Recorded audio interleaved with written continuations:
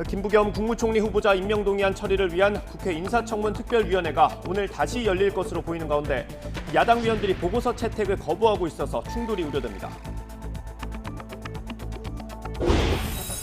박삼구 전 금호 아시아나그룹 회장이 그룹 계열사를 동원해서 본인 지분율이 높은 금호 고속을 부당 지원한 혐의로 구속됐습니다. 코로나19 확산세가 꺾이지 않으면서 오늘 새 환자는 700명 안팎을 기록할 것으로 보입니다. 오늘부터 60살에서 64살까지 고령층에 대한 백신 접종 예약이 시작됩니다. 뉴욕 증시가 사흘째 급락했습니다. 지난달 소비자 물가 지수가 13년 만에 최대 상승률을 기록하면서 물가 상승 우려가 반영된 것으로 풀이됩니다. CIA와 FBI 등 미국 정보기관을 총괄하는 에브릴 헤인스 미 국가정보국장이 오늘 비무장지대를 방문할 것으로 보입니다. 방한 기간 동안 문재인 대통령을 예방하고 서훈 국가안보실장과도 만나 한미 간 대북 정책을 조율할 것으로 보여서 결과가 주목됩니다. 오늘부터 면허 없이 전동 킥보드를 운전하면 범칙금 10만 원, 안전모를 쓰지 않으면 범칙금 2만 원을 내야 합니다. 경찰은 일단 시행 한 달 동안은 처벌 대신 계도 위주로 단속할 방침입니다. 오늘 서울 낮 기온이 29도까지 올라서 올봄 들어 가장 더운 날씨를 보이겠습니다. 더위는 내일까지 이어지다가 주말 전국에 비가 내리면서 한풀 꺾이겠습니다. 여러분 안녕하십니까? 5월 13일 굿모닝 화이팅 시작합니다. 김부겸 국무총리 후보자 임명 동의안 처리를 위한 국회 인사청문 특별위원회가 오늘 오전 11시쯤 다시 열릴 것으로 보입니다. 국회 인사청문 특위는 더불어민주당 소속인 박찬대 의원 등 6명이 국무총리 임명 동의안 심사 경과 보고서 채택을 위한 개의 요구서를 어제 접수했다고 밝혔습니다. 국회법에 따라 인사청문 특위 제적위원 4분의 1 이상의 요구가 있을 때는 개회가 가능하다는 점에서 민주당이 단독으로 보고서 채택을 시도할 가능성도 있습니다. 장관 후보자 3명에 대한 인사청문 보고서 재송부 요청 시한이 하루 앞으로 다가왔지만 여야의 줄다리기는 여전합니다. 여당 내부 논란도 격화하고 있어서 초선 의원들은 적어도 1명 이상 지명을 철회해야 한다고 주장했고 중진 의원들 반발도 이어지고 있습니다. 보도에 박서경 기자입니다. 김부겸 국무총리 후보자 인준을 위한 인사청문 특위는 파행을 거듭했습니다. 청문 보고서 단독 채택 불사하겠다던 여당 의원과 야당 소속 위원장 사이 고성만 오가고 결론 없이 또 하루를 넘겼습니다. 전화 한 통화 없었거든요. 그렇기 때문에 절차상으로 문제가 있기 때문에 선거 이기셨다고 이러시면 되시겠습니까? 국민의힘은 의원총회를 열어 총리 후보 인준을 강행하면 정상적인 국회 운영을 포기하는 것이라고 압박했습니다. 장관 후보 최소 2명은 스스로 물러나거나 문재인 대통령이 지명을 철회하라고 거듭 촉구했습니다. 3명의 장관 후보자는 명확하게 부적격자이기 때문에 사퇴하거나 지명 처리하는 것이 맞다라는 입장이고요. 김부겸 국무총리 후보자의 경우에도 많은 부적격 사유가 있다라고. 반면 민주당은 김부겸 총리 후보자 인준부터 처리하자는 입장을 굽히지 않고 있습니다. 밖으로는 강경하지만 지도부는 속이 끓고 있습니다. 초선 의원 일부는 후보자 가운데 적어도 1명은 지명을 취소해야 한다고 청와대에 건의했고 더 이상 일방통행 안 된다는 중진들의 반발도 이어지고 있습니다. 사람을 정해서 하는 거는 그 결정권자의 여러 가지 이거를 존중하고 1명 정도는 부적격 판정을 내려야 된다. 국민들이 요구하시는 거는 밀어붙이기나 일방통행하는 거는 바람직하지 않다는 얘기신 거죠. 청와대 고위 관계자는 당내 이 같은 요구에 문 대통령이 장관 후보자 청문 보고서 재송부 시한인 내일까지 다양한 의견을 구할 것이라고만 밝혔습니다. 내일 오전 열리는 문재인 대통령과 민주당 지도부 사이 간담회에서도 청문 정국을 둘러싼 심도 있는 논의가 이뤄질 것으로 보입니다. 그 사이 꽉 막힌 청문 정국이 출구를 찾을 수 있을지 주목됩니다. YTN 박서경입니다. 네, 부적격 논란이 일고 있는 장관 후보자에 대해서 임명을 강행해선 안 된다는 의견이 과반이라는 여론조사 결과가 나왔습니다. 여론조사기관 STI가 지난 10일부터 이틀 동안 전국 성인 1,000명을 대상으로 조사한 결과 이매숙, 노형욱, 박준영 장관 후보자에 대해서 임명해선 안 된다는 응답이 57.5%로 집계됐습니다. 반면 임명해야 한다는 응답은 30.5%였고 잘 모르겠다는 응답은 4.6%를 차지했습니다. 정당 지지층별로 살펴보면 더불어민주당 지지층에서는 임명 찬성 여론이 63.7%로 높았지만 국민의힘 지지층에서는 임명 반대가 87.9%로 압도적이었습니다. 정의당에서도 반대가 52.3%로 20.6%를 차지한 찬성의 2배 이상 비율을 차지했습니다. 이번 여론조사의 표본 오차는 95% 신뢰 수준의 플러스 마이너스 3.1%포인트로 자세한 내용은 중앙선거 여론조사심의위원회 홈페이지를 참고하시기 바랍니다. 유력 대선 주자인 이재명 경기지사까지 새몰이에 본격적으로 나서면서 민주당의 경선 레이스가 점차 달아오르고 있습니다. 다음 달 대표 선출을 앞둔 국민의힘은 신구 당권 주자들 사이에 힘겨루기가 치열합니다. 보도에 최하영 기자입니다. 여권 1위 대선 주자인 이재명 경기도지사의 전국 지지 모임인 민주평화광장이 출범했습니다. 사실상 대선 전초 기지로 정치권 인사가 대거 참여하며 발기인만 15,000여 명에 이릅니다. 현직 의원 30여 명도 참석했는데 이재명계 외에도 이해찬계, 박원순계 의원까지 합세했습니다. 앞으로 먼 길을 함께 서로 손잡고 가실 수도 있을 것이라고 생각하니까 매우 가슴 벅차고 정말로 환영하고 감사합니다. 앞서 이낙연 전 대표와 정세균 전 총리도 각각 포럼을 띄우며 대선 새몰이를 본격화한 가운데 일부 친문 진영에서 새어나오는 경선 연기론에 대해 이 지사는 반대를 분명히 했습니다. 원칙대로 하면 제일 조용하고 합당하지 않나요? 다음 달 대표 선출을 앞둔 국민의힘은 당권 싸움이 신구 갈등 양상으로 번졌습니다.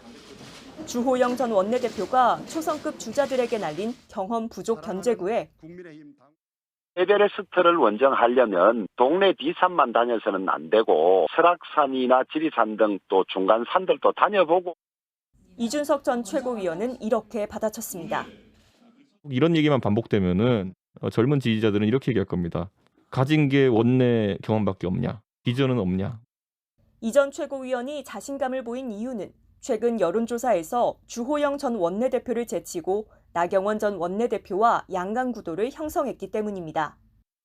민주당은 대권, 국민의힘은 당권 레이스가 본격화한 가운데 선두를 유지하거나 탈환하기 위한 신경전은 갈수록 치열해질 전망입니다. YTN 최하영입니다. 미국의 최대 송유관 운영사가 해킹 공격을 받아 엿새째 멈춰서면서 미국 전역의 평균 휘발유 값이 6년 반 만에 최고가를 기록했습니다. 휘발유 사재기 현상으로 주유소마다 긴 줄이 늘어섰고 재고가 바닥나는 곳도 잇따르고 있습니다. 이어진 기자가 보도합니다. 기름을 채우려는 차들이 주유소에 길게 줄지어 서 있습니다. 차뿐 아니라 플라스틱 통에도 휘발유를 담아갑니다. 미국 최대 송유관 운영사 콜로니얼이 지난 7일 해킹 공격으로 멈추며 동부 지역 송유관 가동이 차질을 빚자 미리 연료를 채워두려는 차들이 주유소로 몰려든 겁니다. 이미 1,000곳 넘는 주유소에서 재고가 바닥났습니다. Well, they tried a few places and the gas stations were out of gas or they had to wait for an hour to get gas. So just the not knowing what to expect in the future. 이 같은 품귀 현상에 휘발유 가격은 치솟고 있습니다. 미국 자동차협회는 현지 시간 11일 전국 평균 휘발유 가격이 갤런당 2.985달러로 집계됐다고 밝혔습니다. 2014년 11월 갤런당 2.99달러를 기록한 뒤 6년 반 만에 가장 높은 수준이지만 협회는 이번 주 휘발유 가격이 더 오를 것으로 예상했습니다. 콜로니얼이 애틀랜타에서 뉴욕에 이르는 미국 동부 해안 석유 공급의 45%를 책임지고 있기 때문입니다. 콜로니얼은 송유관 일부를 제한적으로 다시 열어 수동 운영 중이지만 상당한 수준의 재가동은 주말에나 가능할 거라고 설명했습니다. 정부는 사재기 자제를 요청하면서 폭리를 취하는 주유소에는 강력히 대응하겠다고 밝혔습니다. We will have no tolerance for price gouging. Let me emphasize that much as there was no cause for, say, hoarding toilet paper at the beginning of the pandemic. There should be no cause for hoarding gasoline. 미국의 핵심 기반 시설이 사이버 공격에 얼마나 취약한지 이번 사건으로 다시 한번 드러났다고 외신들은 지적했습니다. YTN 이어진입니다. 뉴욕 증시가 물가 상승 우려로 사흘째 급락했습니다. 국제부 연결해서 자세한 내용 알아보겠습니다. 김원배 기자. 네, 국제부입니다. 네, 뉴욕 증시 상황 전해주시죠. 네, 뉴욕 증시의 3대 지수가 사흘째 급락했습니다. 현지 시각 12일 다우지수는 681포인트, 1.99% 급락한 33,587에서 장을 마감했습니다. 스탠더드 앤드 푸어스 500 지수는 89포인트, 2.14% 떨어진 4,063을 기록했습니다. 기술주 중심의 나스닥 지수는 357포인트, 2.67% 급락한 13,031에서 거래를 마쳤습니다. 이번 주 사흘 동안 다우지수는 3.4%, 스탠더드 앤드 푸어스 500 지수는 4%, 나스닥 지수는 5.2% 각각 떨어졌습니다.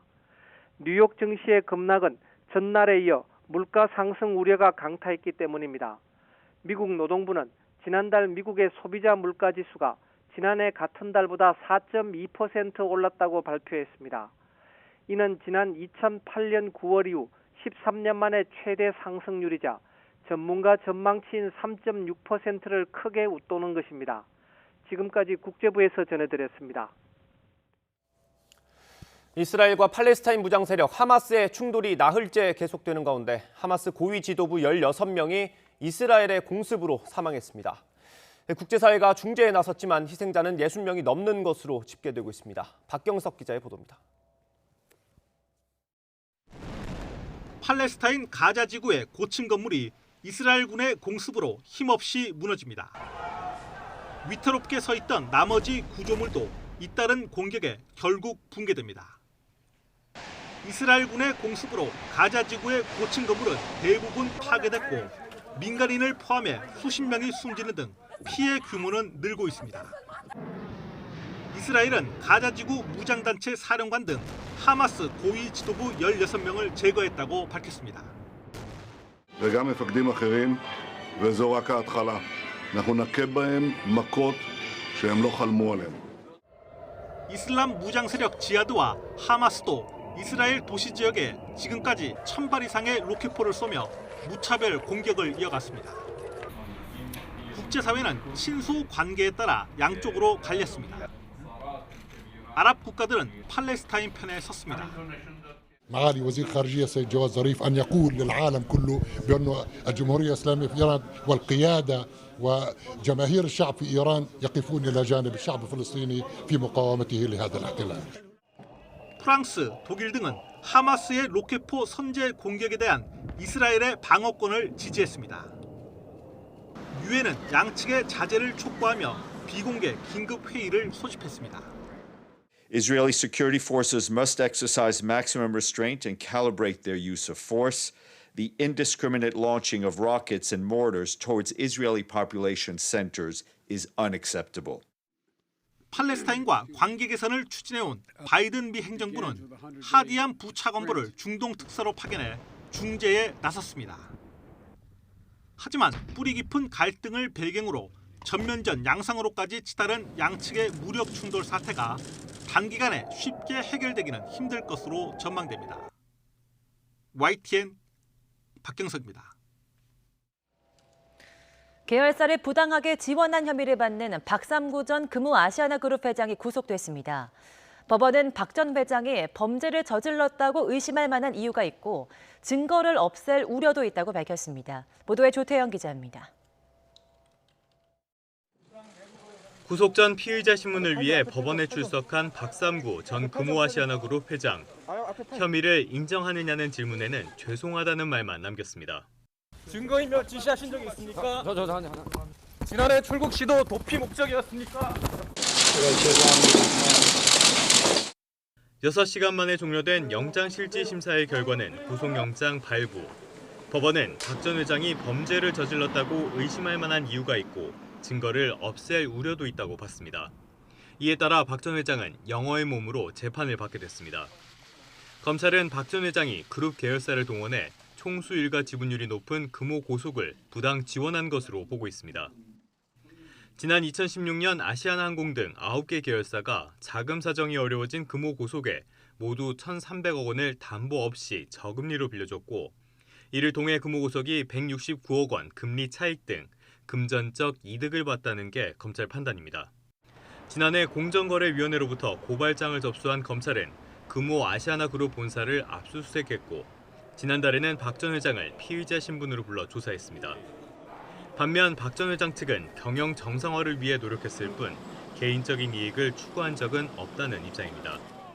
이에 앞서 박 전 회장은 검찰 수사가 적절한지 외부 판단을 받고 싶다며 검찰 수사심의위원회 소집을 요청하기도 했지만 심의 대상이 아니라는 이유로 받아들여지지 않았습니다. YTN 조태현입니다. 네, 지난달 말 인천의 한 노래주점을 방문한 남성이 실종되는 사건이 있었는데요. 남성은 사라진 지 20일 만에 인적이 드문 야산에서 숨진 채 발견됐습니다. 보도에 김혜린 기자입니다. 인천 송도신항의 한 공터. 경찰 120여 명이 열을 맞춰 공터 곳곳을 꼼꼼히 살핍니다. 경찰은 인천의 한 노래주점에서 실종된 40대 남성 A씨의 시신이 이곳에 유기됐다고 보고 7시간 가까이 수색 작업을 진행했습니다. 하지만 A씨의 시신이 발견된 곳은 경찰이 예상과 달리 인천 부평구 철마산 중턱이었습니다. 살인과 사체 유기 혐의로 체포된 노래주점 업주 30대 남성 B씨가 범행을 인정하고 시신을 유기한 곳을 실토하면서 같은 날 저녁 7시 반쯤 경찰이 시신을 찾은 겁니다. A씨의 시신은 심하게 훼손된 상태로 인적이 드문 풀숲에 널브러져 있었다는 게 경찰의 설명입니다. 풀 속에 유기된 상태. 일단은 사체 유기 장소를 얘기했기 때문에 자료를 한번 들어봐야죠. A씨는 지난달 21일 저녁 7시쯤 B씨가 운영하는 인천 신포동의 한 노래주점을 방문했습니다. 그리고 이튿날 새벽 2시쯤 행적이 사라졌습니다. 남성이 노래주점에 들어가는 모습은 CCTV에 포착됐지만 나오는 모습은 찍히지 않았습니다. 남성의 휴대전화 신호가 마지막으로 잡힌 곳도 이곳 노래주점입니다. 그런데 실종 이후 B씨의 수상한 행동이 포착됐습니다. 인근 가게 CCTV가 실제로 작동하는지 또 어디까지 찍히는지 확인하고 다닌 겁니다. 여기 옆에 주차장 CCTV 볼 수 있냐고 그러더라고요. 근데 CCTV가 입구만 보이지 안쪽은 안 보여요. 그랬거든요. 아 그래요? 그러면서 그냥 갔어요. 안 보인다고 하니까 그냥 간 거 같아요. 현장 감식 결과 노래주점 내부 화장실에서 혈흔이 발견됐습니다. 경찰은 A씨가 사라진 날 오후 B씨가 근처 마트에서 락스와 청테이프를 구매한 것을 파악했습니다. 수차례에 걸쳐 쓰레기 봉투를 들고 노래주점을 오간 모습도 확인했습니다. A씨가 사라진 지 20일 만에 덜미를 붙잡힌 B씨는 경찰 조사 초기엔 술값 실랑이 끝에 A씨가 주점 밖으로 나갔다며 혐의를 모두 부인했지만 경찰이 계속해서 증거를 제시하며 추궁하자 범행을 자백했습니다. 경찰은 A씨의 시신에 대한 부검을 의뢰하고 범행 동기 등 사건 경위가 파악되는 대로 구속영장을 신청할 방침입니다. YTN 김혜린입니다. 네, 오늘부터 면허 없이 전동 킥보드 같은 개인형 이동장치를 운전하면 범칙금을 내야 합니다. 경찰청은 개정된 도로교통법 시행에 따라 앞으로 만 16세 이상만 취득할 수 있는 제2종 원동기 장치 자전거 면허 이상의 운전면허증 보유자만 전동 킥보드를 운전할 수 있다고 밝혔습니다. 무면허로 운전하면 범칙금 10만 원이 부과되고 안전모를 착용하지 않고 운전하면 범칙금 2만 원을 내야 합니다. 또 술을 마시고 전동 킥보드 운전 시 부과되는 범칙금은 3만 원에서 10만 원으로 높아집니다. 경찰은 시행 한 달 동안은 처벌 대신 계도 위주의 단속을 한다는 방침입니다. 네, 세월호 참사 진상규명을 위한 특별검사팀이 오늘 현판식을 열고 공식 출범합니다. 이현주 특별검사팀은 오늘 오전 10시 서울 삼성동에 마련한 특검 사무실에서 현판식을 열고 본격적인 활동에 들어갑니다.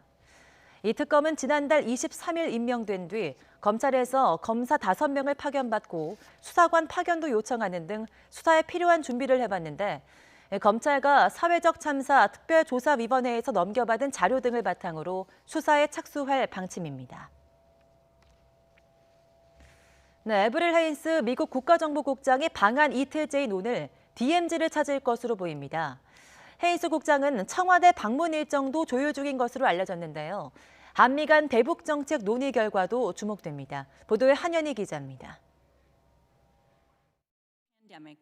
미국 정보기관 사상 첫 여성 수장인 에브릴 헤인스 미 국가정보국장이 방한했습니다.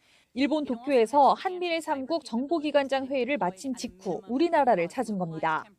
미국 국가정보국 DNI는 9.11 테러 이후 정보기관을 개편하면서 설립된 부처로 중앙정보국 CIA와 연방수사국 FBI 등 미국의 정보기관 15개를 총괄하는 곳입니다. 이런 DNI를 이끄는 헤인스 국장은 바이든 대통령에게 매일 보고하는 미 정부 핵심 인물입니다. 취임 이후 처음 한국을 방문한 헤인스 국장은 청와대를 찾아 문재인 대통령을 예방하고 서훈 국가안보실장과 면담할 것으로 알려졌습니다. 특히 오는 22일 한미 정상회담을 앞둔 만큼 대북 정책을 조율하고 미국의 새 대북 정책에 대해 의견을 교환할 전망입니다. 비무장지대 DMZ 방문과 판문점 공동경비구역 JSA 시찰도 예정된 것으로 전해졌는데 미국의 한반도 방위 공약이 잘 지켜지고 있다는 것을 대외적으로 과시하기 위한 일정으로 보입니다.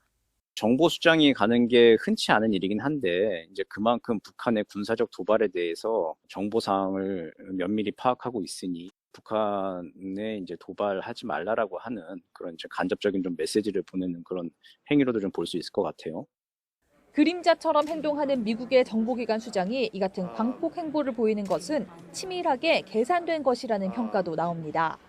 대남, 대미 담화 뒤 침묵을 이어가는 가운데 미국의 공식 접촉 제안에 일단은 호응한 북한이 어떤 반응을 보일지 주목됩니다. YTN 한연입니다.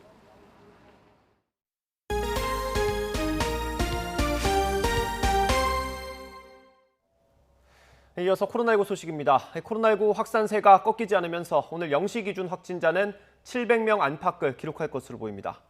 방역당국과 지방자치단체 자료를 종합하면 어제 0시부터 밤 9시까지 전국에서 코로나19 양성 판정을 받은 신규 확진자는 630명으로 집계됐습니다. 전날 같은 시간보다 74명이 많은 건데 수도권이 429명, 비수도권이 201명이었습니다. 전국 시도 가운데 세종시를 제외한 16곳에서 확진자가 나왔습니다. 최근 일주일 사이 변이 바이러스 감염 비율이 2배가량 늘어난 것으로 집계됐습니다. 전파력이 강한 데다 백신 효과를 낮추는 특성까지 있어서 확산 우려가 커지고 있습니다. 우철희 기자입니다. 코로나19 변이 바이러스는 지역사회를 중심으로 최근 급격하게 확산하는 양상입니다. 지역사회 감염자 가운데 표본을 추출해 변이 감염 비율을 확인하는 검출률이 지난주 25%에 육박한 것으로 나타났습니다. 지난달 초중순 한 자릿수에 머물던 검출률은 지난달 말부터 껑충 뛰더니 급기야 지난주는 전주보다 2배 가까이 치솟은 겁니다. 여기에 해외에서 들어오는 확진자까지 포함하면 검출률은 27.5%까지 올라갑니다. 바이러스 유형으로는 지난 2월 울산을 중심으로 급격하게 확산한 영국발 변이가 가장 많았습니다. 지난달 부천 노인주간보호센터 집단 감염 확인 뒤 추가 전파가 이뤄진 남아공발 변이가 뒤를 이었습니다. 최근 인도발 변이 바이러스도 확산세가 심상치 않아 세계보건기구 WHO는 물론 우리 방역당국도 인도발 변이를 주요 변이에 추가했습니다. 변이 바이러스들은 대체로 전파력이 강하고 백신 접종 효과를 낮춘다는 점에서 위험성이 작지 않습니다. 영국발 변이는 기존 코로나19 바이러스보다 전파력이 최대 1.7배 강한 것으로 알려진 가운데 치명률 또한 더 크다는 연구 결과가 나왔습니다. 또 남아공발, 브라질발, 인도발 변이는 면역 회피 능력이 있어 바이러스가 몸에 침투하면 백신을 맞거나 앞선 감염으로 항체가 생겨도 다시 감염될 가능성이 있습니다. 다만 국내외 전문가들은 변이 바이러스에 대한 백신의 예방 효과가 다소 떨어질 수는 있어도 위중한 증세로 번지는 걸 막는 데는 도움이 될 것으로 판단했습니다. 백신 접종이 차례로 이뤄지는 가운데 앞으로는 변이 바이러스 확산세가 감염 상황에서 중대 변수가 될 것으로 보입니다. YTN 우철입니다. 하반기부터 접종 현장에 투입될 모더나 백신의 국내 도입을 앞두고 수송 훈련이 진행됐습니다. 아스트라제네카 백신은 추가분이 오늘 국내에 도착할 예정이어서 백신 기근 해소에 도움이 될 전망입니다. 보도에 박홍구 기자입니다. 모더나 백신의 수송 훈련은 온도 유지에 초점이 맞춰졌습니다. 영하 25도에서 15도 사이 냉동고에 보관하던 백신을 해동하기 위해 냉장 창고로 옮기는 작업부터 훈련이 시작됐습니다. 백신은 냉장 상태에서 트럭에 실려 군 특전사와 경찰의 호위 속에 지역 거점 창고로 이송됩니다. 여기서 다시 예방접종센터로 배송을 위해 1톤 트럭에 옮겨 싣는 과정을 거치는데 저온 상태를 유지하기 위해 냉장 창고를 거쳐 적재가 이루어집니다. 우리 국민들께서 모더나 백신을 안정적으로 접종하실 수 있도록 철저한 사전 준비와 관계기관과의 협업을 통해 백신 수송 지원 임무에 최선의 노력을 다하겠습니다. 모더나 백신은 화이자와 같은 mRNA 방식으로 애초 2분기부터 4천만 회분 도입이 예정됐지만 본격 국내 도입은 3분기 이후에나 가능할 것으로 보입니다. 수급 불균형으로 접종에 어려움을 겪는 아스트라제네카 백신은 83만 5천 회분이 들어오기로 해 접종에 숨통이 트이게 됐습니다. 아스트라제네카는 현재 보유량이 19만 회분밖에 안 돼 하루 접종량이 2천 건에도 미치지 못하고 있습니다. 이번에 도착할 백신은 국제 백신 공동구매 프로젝트인 코백스 퍼실리티를 통한 물량으로 같은 양이 상반기 내에 추가로 도입될 예정입니다. 여전히 부족한 양이지만 자체 도입 물량 723만 회분까지 순차적으로 도입되면 2차 접종과 65세 이상 어르신 접종에 속도가 붙을 것으로 보입니다. 여기에 화이자 백신 500만 회분이 다음 달까지 차례로 들어오면 상반기 1,300만 명 1차 접종 목표를 달성할 수 있다고 정부는 설명했습니다. YTN 박홍구입니다. 유은혜 부총리 겸 교육부 장관이 2학기에는 전면 등교를 할 수 있도록 준비 중이라고 밝혔습니다. 유 부총리는 최근 언론 인터뷰에서 선제적 유전자 증폭 검사를 시범 운영하면서 학교 내 무증상 감염을 막고 학교 방역을 강화하는 방법을 마련해 나갈 것이라며 이같이 말했습니다. 또 교사들에 대한 백신 접종도 여름방학까지 완료할 수 있도록 질병관리청과 협의하고 있다고 덧붙였습니다. 아스트라제네카 코로나19 백신 2차 접종이 내일부터 본격적으로 진행됩니다. 30살 미만에 대해서는 희귀 혈전증 발생 우려로 아스트라제네카 백신 접종 자체가 중단됐지만 정부의 연령 제한 조치 전에 이미 1차 접종을 받았다면 30살 미만이라도 2차 접종 대상이 됩니다. 다만 강제성은 없고 접종 여부는 본인의 판단에 달려있다고 당국은 전했습니다. 코로나19 백신 접종이 진행되는 가운데 기업에서도 백신 접종자에게 유급휴가를 보장하는 사례가 잇따르고 있습니다. 삼성전자는 사내 게시판에 코로나19 백신을 맞는 직원들에게 접종 당일 유급휴가를 보장하고 이상 반응이 있으면 증빙 서류 없이도 접종 뒤 이틀까지 유급휴가를 사용할 수 있다고 알렸습니다. 한국노총 소속 전국 삼성전자 노동조합이 접종 당일을 포함해서 4일 동안의 유급휴가를 보장해달라고 요구한 지 하루 만입니다. 앞서 정부는 지난달 고령층과 사회복지시설 직원 등에 대한 코로나19 백신 접종을 확대하면서 이상 반응 접종자를 위한 백신 추가제를 도입했습니다. LG그룹은 그룹 차원에서 접종 당일과 다음 날 유급휴가를 주는 백신 추가제 도입을 결정했고 네이버와 NHN도 백신 추가를 주기로 했습니다.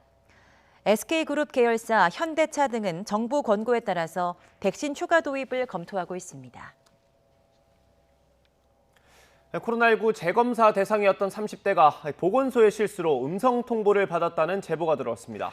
뒤늦게 재검사를 받고 확진 판정을 받았지만 산모인 아내와 갓 100일이 지난 딸까지 밀접 접촉한 상태였습니다. 제보는 와의 김대겸 기자가 보도합니다. 지난 5일 밤부터 코로나19 의심 증상이 나타난 33살 전모 씨. 열은 39도까지 올라갔고 온몸이 쑤시기 시작했습니다. 심상치 않다고 느낀 전 씨는 산모인 아내와 갓 100일 지난 딸이 행여 옮을까 스스로 방에서 격리한 채 다음 날 오전 9시쯤 진단검사를 받았습니다. 고열 증상이 있어가지고요. 그렇게 돼서 5월 6일 날 이제 아침에 고양시 덕양구 보건소로 코로나 진단검사를 받고 왔어요. 조마조마한 마음으로 기다렸는데 하루가 지난 7일 오전 10시쯤 보건소에서 음성이라는 통보를 받았습니다. 단순한 몸살이구나 싶어 바로 동네 이비인후과를 들러 수액 주사를 맞았고 약국에서 약도 받아왔습니다. 집에 돌아와서는 어머니 아내와 함께 식사하고 마스크를 벗은 채로 어린 딸까지 돌봤습니다. 격리되어 있다가 5월 7일에 이제 연락을 받은 게 음성이라고 연락을 받아가지고 병원도 가고 가족들도 만나고 했는데 그런데 이튿날 오전 보건소에서 다시 걸려온 전화에 가슴이 철렁 내려앉았습니다. 음성이 아니라 재검사 대상이었는데 잘못 통보했다는 겁니다. 부랴부랴 다시 검사를 받았는데 결국 확진 판정을 받았습니다. 결과가 잘못 전송이 된 거라 그러니까 그리고 병원 치료도 받고 약국도 갔는데 결국 확진자가 돌아다닌 것이 되어가지고 주변 이웃분들에게도 죄송하고 감염된 채로 만 하루 넘게 돌아다닌 셈이 된 전 씨. 어머니와 아내, 딸 모두 격리에 들어갔고 이비인후과와 약국에는 급히 방역 조치가 이루어졌습니다. 보건소 측은 통보가 잘못 이뤄진 이유에 대해 인력 부족으로 생긴 실수라면서 사과했습니다. 요즘 한 평균 한 1,500, 1,600 정도 건씩 검사를 하거든요. 그럼 그걸 이제 다 확인하면서 검사 결과를 통보하다 보니 그런 착오가 좀 있었습니다. 그러면서도 전 씨 가족이 추가 확진될 경우 피해에 대해선 책임지기 어렵다고 밝혔습니다. 황당하고 억울하기만 한 전 씨는 가족들까지 확진된다면 보건소에 책임을 물어 고소하겠다는 입장입니다.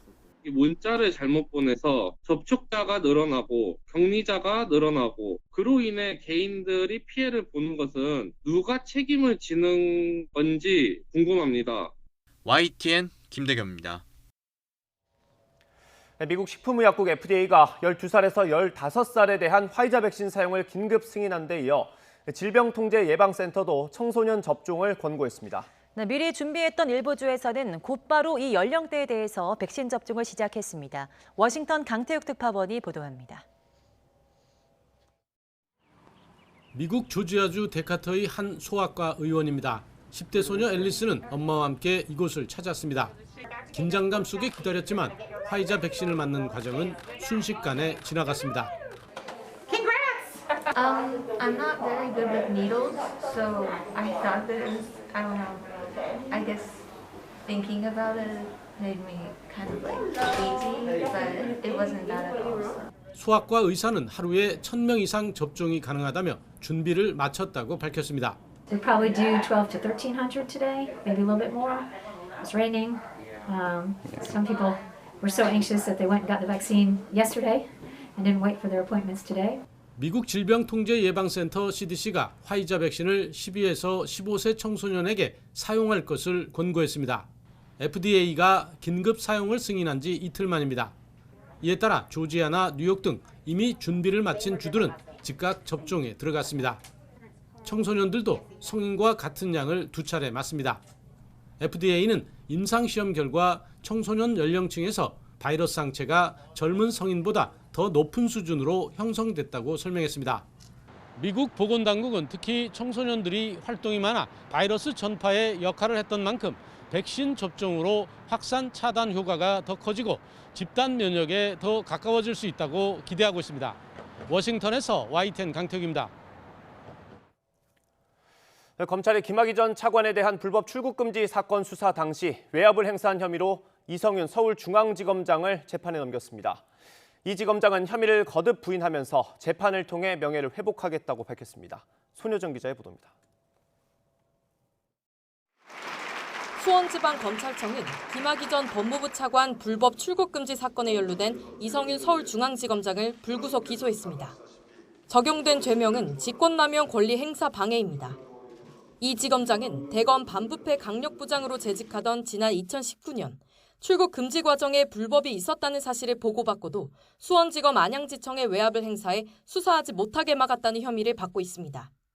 10여 쪽에 달하는 공소장엔 이 지검장이 관련 의혹을 들여다보던 안양지청에 직접 전화를 걸고 수사 기록을 왜곡하도록 한 정황 등이 포함된 것으로 전해졌습니다.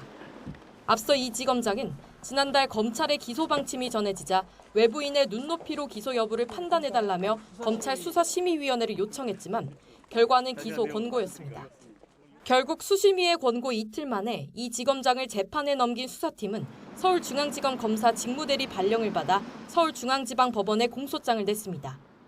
범죄 발생지를 대검찰청으로 보고 있는 데다 이미 서울중앙지법에서 재판이 진행되고 있는 이규원 검사 사건과의 병합을 요청하기 위해서입니다. 기소 당일 연가를 내고 출근하지 않은 이 지검장은 혐의를 거듭 부인했습니다. 수사 과정에서 당시 상황을 상세하게 설명했지만 결국 기소에 이르게 돼 매우 안타깝다며 수사 외압 등 불법 행위를 한 사실이 결코 없다고 반박했습니다. 또 향후 재판 절차에 성실히 임해 진실을 밝히고 대검 반부패 강력부의 명예회복이 반드시 이뤄지도록 하겠다고 강조했습니다. 문재인 정부에서 대검 반부패 강력부장과 법무부 검찰국장, 서울중앙지검장 등 요직을 거쳐 유력 검찰총장 후보로까지 거론됐던 이 지검장은 이제 피고인 신분이 됐습니다. 이 지검장이 혐의를 완강히 부인하는 데다 명예를 회복하겠다고도 선언한 만큼 앞으로 재판 과정에서 검찰과 이 지검장 측의 치열한 법정 공방이 벌어질 전망입니다. YTN 손유정입니다. 16개월 된 입양아 정인양을 학대 숨지게 한 혐의로 재판을 받고 있는 양부모 측이 옥중 편지를 공개한 유튜버를 경찰에 고소했습니다. 경북 안동경찰서는 정인양의 양조부가 지난 10일 유튜버 A씨를 건조물 침입과 비밀 침해 혐의로 고소했다고 밝혔습니다. 경남 사천에서 돌이 안 된 아기가 친모에게 맞아 중태에 빠졌다는 신고가 접수돼서 경찰이 수사에 나섰습니다. 경남경찰청은 자신의 아기를 폭행한 혐의로 20대 친모 A씨를 긴급 체포해 조사하고 있다고 밝혔습니다. A씨는 어제 새벽 1시쯤 경남 사천에 있는 집에서 돌이 안 된 딸을 폭행한 혐의를 받고 있습니다. 2살 딸을 학대해서 의식불명에 빠뜨린 혐의로 구속된 양아버지에 대해서 경찰이 추가 수사를 벌이고 있습니다. 휴대전화 분석을 통해서 추가 학대가 있었는지 집중적으로 살피고 있습니다. 홍민기 기자의 보도입니다. 2살 난 딸을 학대해 의식불명에 빠지게 한 혐의로 구속된 A씨. 경찰은 구속 다음 날부터 추가 수사에 착수했습니다. 지금까지 알려진 학대 행위는 지난 4일부터 8일까지 모두 3차례. A씨가 경찰 조사에서 진술한 내용이 전부입니다. 하지만 경찰은 이보다 최소 2주에서 3주 전에도 다른 학대 행위가 있었던 것으로 보고 있습니다. 엉덩이와 가슴 등 몸 곳곳에서 생긴 시기가 다른 멍들이 발견됐기 때문입니다. 아이 상태를 정확히 확인하기 위해 주치의에게 진료 내용을 전달받은 것으로 알려졌습니다. 옷을 벗겨서 신체를 확인해 봤더니 허벅지라든지 엉덩이, 다리, 등 이제 온몸에 이제 멍이 다 들어 있었는데 경찰은 또 A씨가 친자녀 4명을 학대하지 않았는지도 살피고 있습니다. 우선 압수한 A씨 휴대전화를 포렌식 분석해 통화 내역과 메시지 내용 등을 확인하고 있습니다. 이와 함께 경찰은 방임 혐의로 입건된 양어머니 소환 조사를 검토하는 것으로 전해졌습니다. 학대 사실을 알고도 내버려둔 건지 직접 학대한 사실은 없는지 등을 집중적으로 캐물을 예정입니다. 피해 아동의 입양을 주선한 안양시 입양기관에 대한 조사도 이뤄질 것으로 보입니다. 이 입양기관은 지난해 8월 피해 아동 입양 후 모두 3차례 가정조사를 벌였는데 지난해 10월 이후엔 전화와 이메일로만 상담하는 등 조사가 부실했다는 지적이 불거졌습니다. 안양시청 또한 해당 기관에 대한 점검을 벌이겠다는 입장입니다.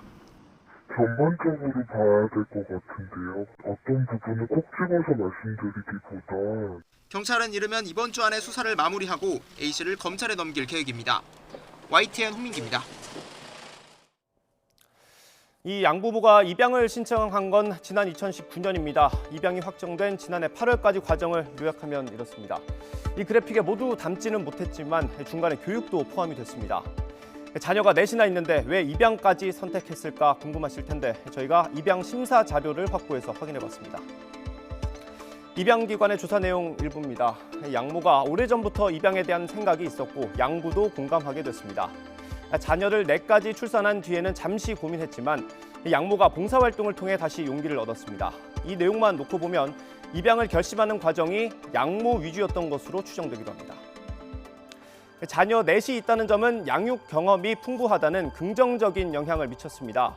특히 주 양육자였던 양모는 이런 점이 장점으로 평가되기도 했습니다.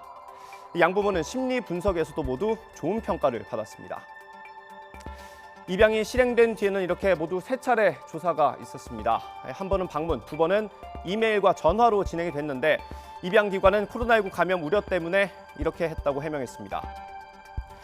조사 결과에는 아이가 적응하는 기간이 오래 걸리는 것 같다거나 불안감이 높다는 내용이 담겨 있기도 했는데 우려할 만한 수준은 아니라고 입양기관은 판단했습니다. 하지만 현재까지 경찰 수사로만 보면 마지막 조사가 있었던 4월 16일쯤에는 아이의 몸과 마음이 이미 상처로 가득했을 가능성도 있습니다. 아이한테 안 미안합니까? 미안하고 죄송합니다. 아내도 학대 가담했습니까? 아닙니다. 주살 아이는 지난 2018년 이른바 베이비박스에서 미안하다, 아프지 말고 건강하라는 메모와 함께 발견됐습니다. 하지만 아이는 뇌수술을 받은 뒤 며칠째 회복하지 못하고 있습니다. 네, 약 30분 전인 오전 6시 4분 전북 완주군 동쪽 15km 지역에서 규모 2.0의 지진이 발생했습니다. 진앙은 북위 35.89도, 동경 127.33도, 발생 깊이는 10km입니다. 기상청은 지진 발생 인근 지역에서 진동을 느낄 수 있다면서 안전에 유의를 당부했습니다. 네, 먹거리 안전은 아무리 강조해도 지나치지 않죠. 굴지의 식품업체에서 만든 냉동만두 봉지에서 작업자의 고무장갑이 나와 충격을 주고 있습니다. 나연우 기자가 단독 취재했습니다. 소비자 40살 A씨는 냉동만두를 먹기 위해 봉지를 뜯었다가 깜짝 놀랐습니다. 만두 봉지 안에 다름 아닌 고무장갑이 들어있었기 때문입니다.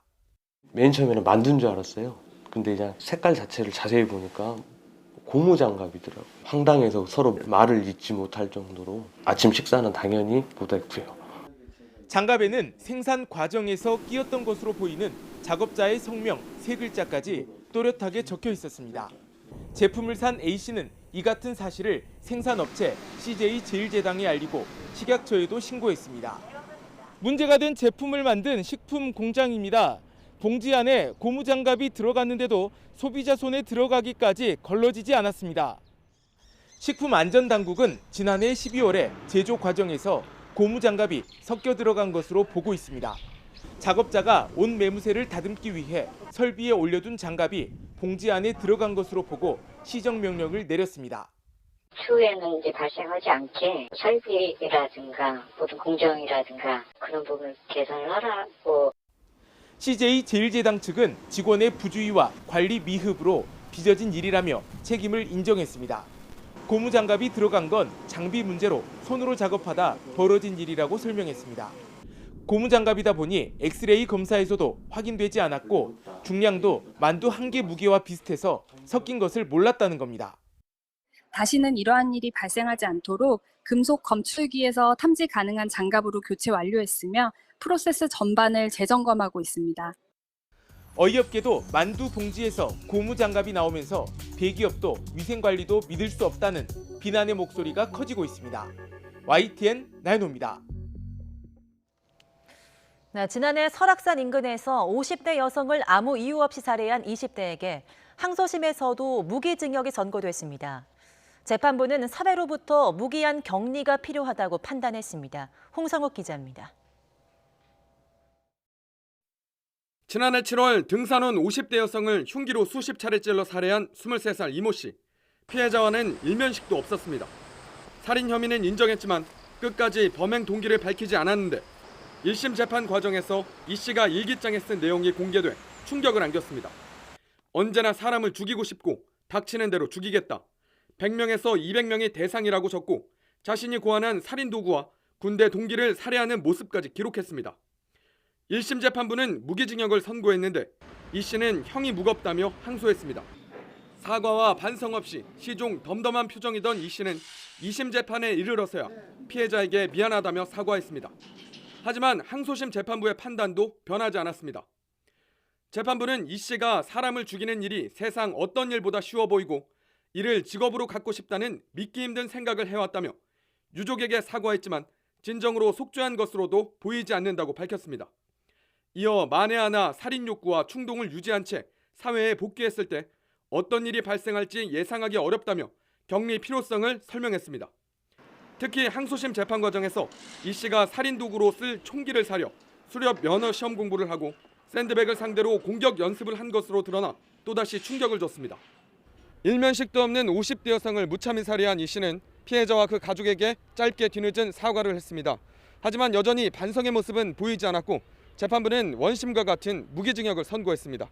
YTN 홍성욱입니다.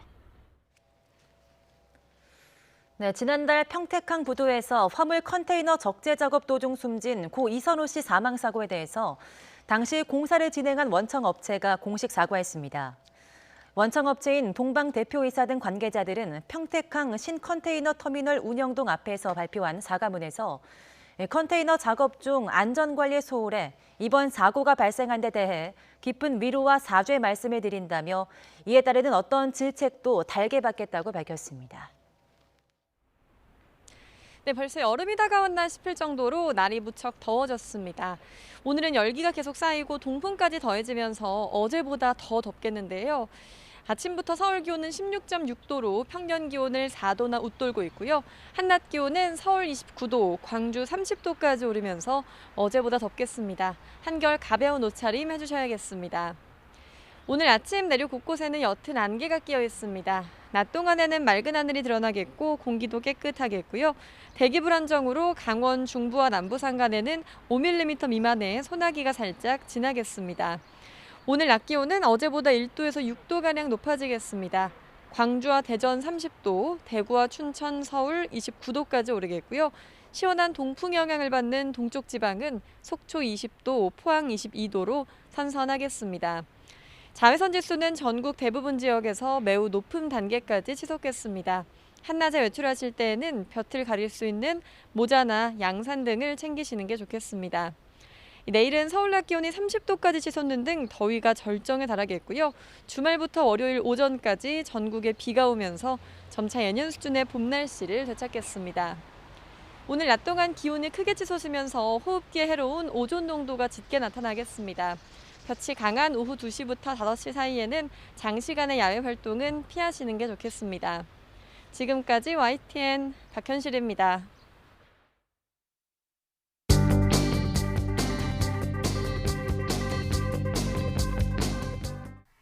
여당 초선 모임이 부적격 논란 장관 후보자 3명 중 최소 1명은 지명 철회를 요구했습니다. 초선의 반란을 원내 지도부는 뉴스를 보고 알았는데 당청 갈등 본격화다. 송영길 리더십이 시험대에 올랐다 분석 나왔고 청와대는 무겁게 받아들인다고 밝혔습니다. 김학의 전 차관 불법 출국 금지 수사를 방해한 혐의로 기소된 이성윤 서울지검장의 공소장 내용이 공개됐습니다. 이 지검장은 당시 다 협의된 건데 왜 수사하냐고 항의했고 수사 결과 보고서를 왜곡한 혐의도 받고 있습니다. 감찰 대상만 돼도 인사 조치됐던 과거에 비추어 봤을 때 박범계 법무장관이 이중잣대를 대고 있다는 지적도 나옵니다. 무서운 아이가 온다. 미 소비자 물가가 4.2% 급등하며 인플레이션 공포가 현실화된다는 소식입니다. 금리 인상 압박이 커지면서 세계 증시에는 악재로 작용했습니다. 국책연구원인 국토연구원이 올해도 집값이 1에서 3% 상승할 거란 보고서를 숨겼다고 매일경제가 보도했습니다. 세수 산정 자료로 조세연에 제출했는데 비공개 처리했다는 겁니다. 부동산 가격 안정을 위해 정부가 추진한 주택 공급 물량은 목표의 26%로 지지부진하다는 비판도 나왔습니다. 여당이 1주택자 부동산 세제 완화를 공식화했습니다.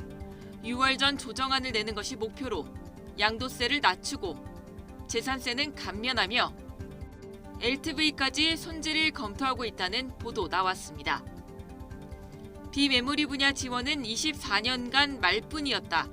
중앙일보는 누구도 건드릴 수 없는 핵심 기술, 이른바 코어테크 특집을 시작하면서 첫 번째로 반도체 산업 현실을 조명했습니다.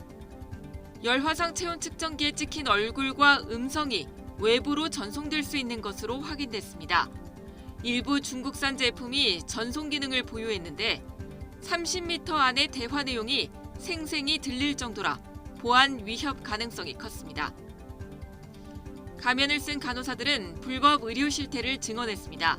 간호사의 환자 복부 절개와 심장 마사지 등 전임의의 일을 요구해 의료 사고로도 이어진다며 개선을 요구했습니다. 조간 브리핑 김연아입니다.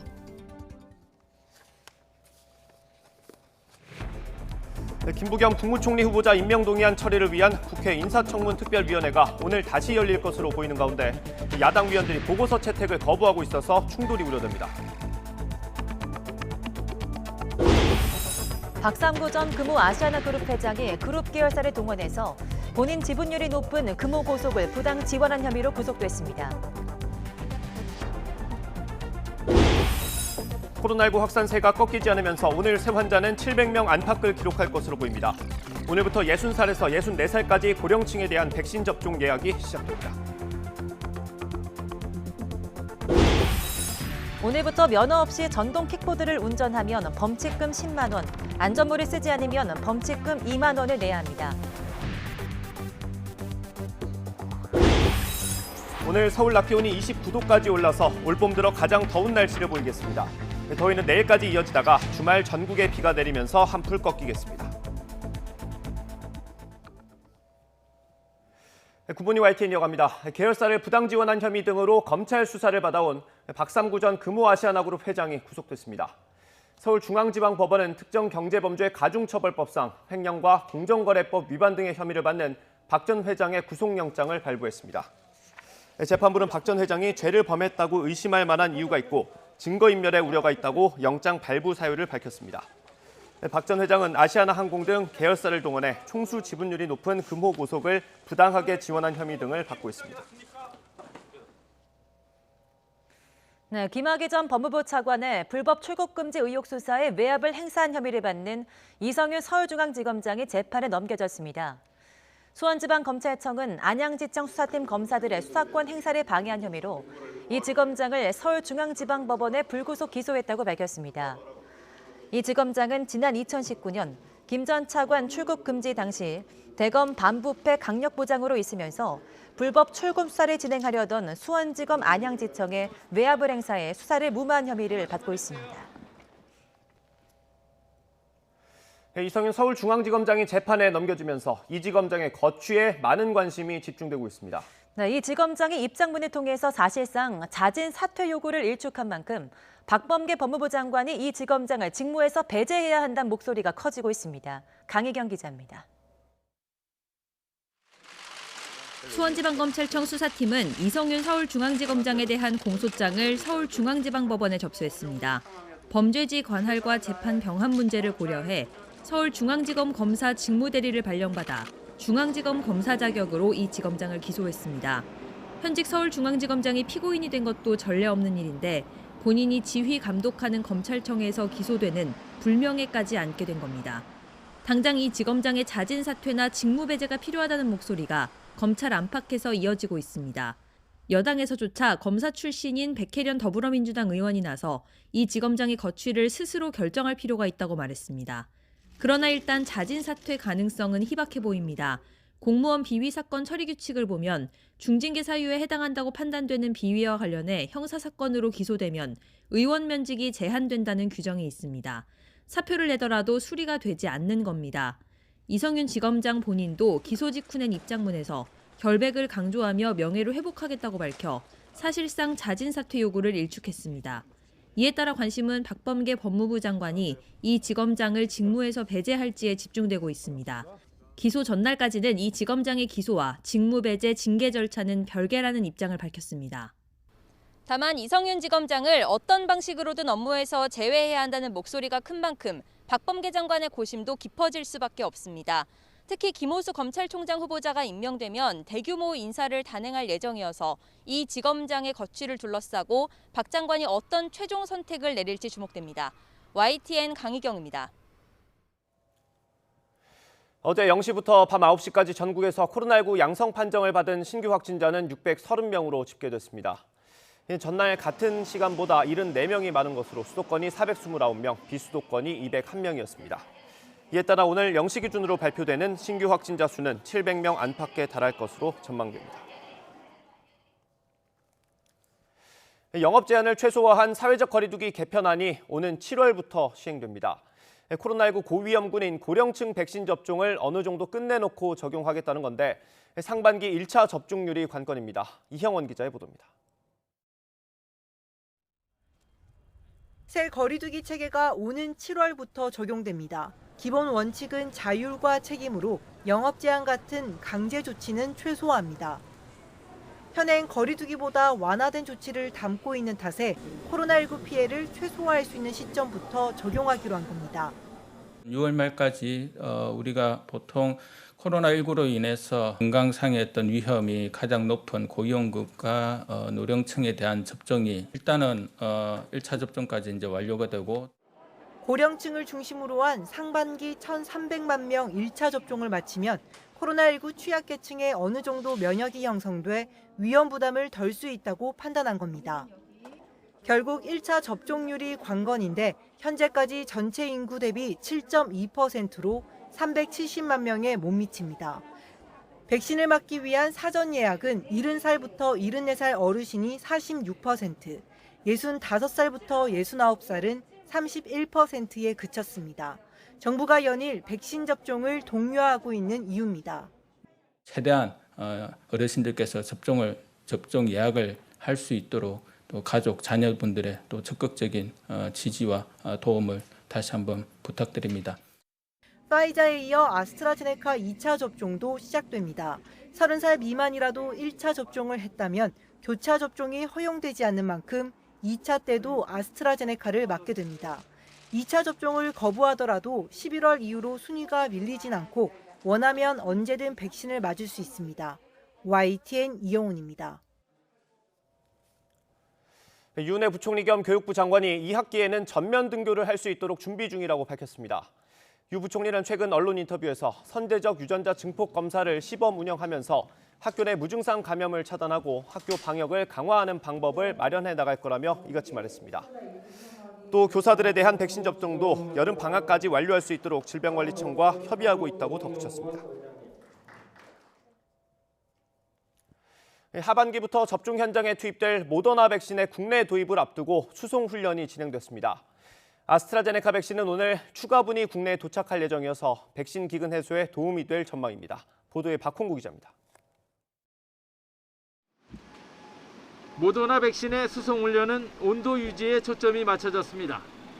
영하 25도에서 15도 사이 냉동고에 보관하던 백신을 해동하기 위해 냉장 창고로 옮기는 작업부터 훈련이 시작됐습니다. 백신은 냉장 상태에서 트럭에 실려 군 특전사와 경찰의 호위 속에 지역 거점 창고로 이송됩니다.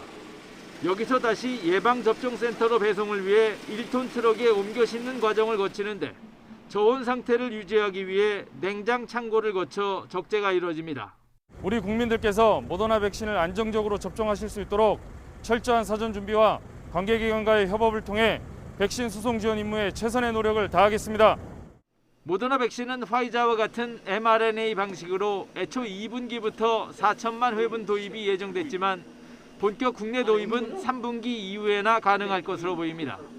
수급 불균형으로 접종에 어려움을 겪는 아스트라제네카 백신은 83만 5천 회분이 들어오기로 해 접종에 숨통이 트이게 됐습니다. 아스트라제네카는 현재 보유량이 19만 회분밖에 안 돼 하루 접종량이 2천 건에도 미치지 못하고 있습니다. 이번에 도착할 백신은 국제 백신 공동구매 프로젝트인 코백스 퍼실리티를 통한 물량으로 같은 양이 상반기 내에 추가로 도입될 예정입니다. 여전히 부족한 양이지만 자체 도입 물량 723만 회분까지 순차적으로 도입되면 2차 접종과 65세 이상 어르신 접종에 속도가 붙을 것으로 보입니다. 여기에 화이자 백신 500만 회분이 다음 달까지 차례로 들어오면 상반기 1,300만 명 1차 접종 목표를 달성할 수 있다고 정부는 설명했습니다. YTN 박홍구입니다. 노르웨이 정부가 아스트라제네카의 코로나19 백신을 사용하지 않기로 했습니다. 유럽에서 덴마크에 이어 두 번째 국가입니다. 김원배 기자의 보도입니다. 에르나 솔베르그 노르웨이 총리는 기자회견을 열고 아스트라제네카 백신을 노르웨이에서 사용하지 않기로 결정했다고 말했습니다. 덴마크에 이어 유럽에서 두 번째 결정입니다.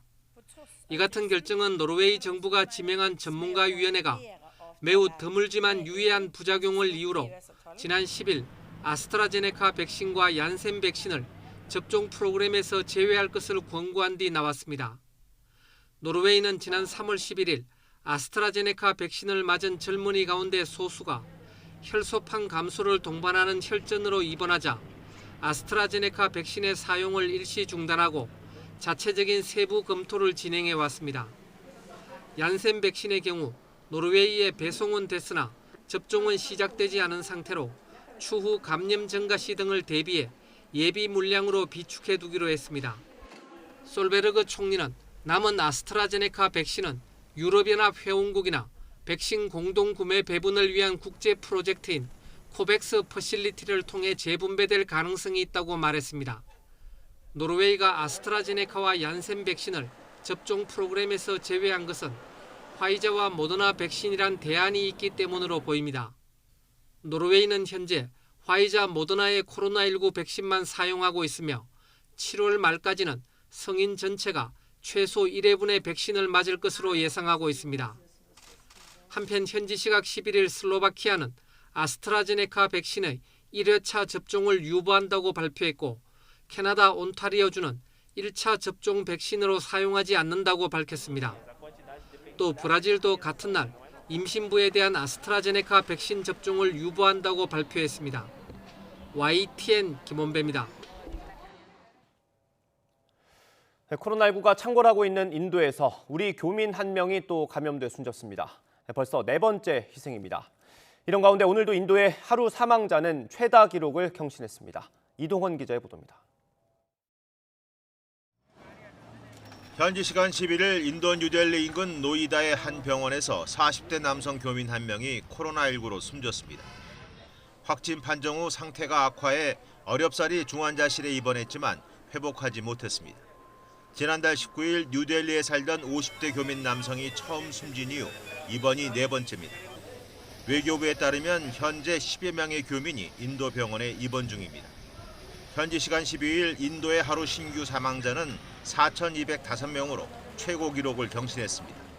신규 확진자는 35만 명 안팎으로 40만 명을 넘어서던 지난주보단 줄었습니다. 하지만 열악한 의료 환경에 전염력이 강한 이중 변이 바이러스의 창궐로 사정이 좀처럼 호전되지 않고 있습니다. इनका सांस की प्रॉब्लम थी लेकिन नहीं आया यहाँ तो ऑक्सीजन वगैरह कुछ है ही नहीं पूरा बहुत बुरा हाल है हॉस्पिटल में आज इंद्र हमारे सामने ठीक है लेकिन यहाँ पे ऑक्सीजन की प्रॉब्लम व्यवस्था ठीक नहीं है.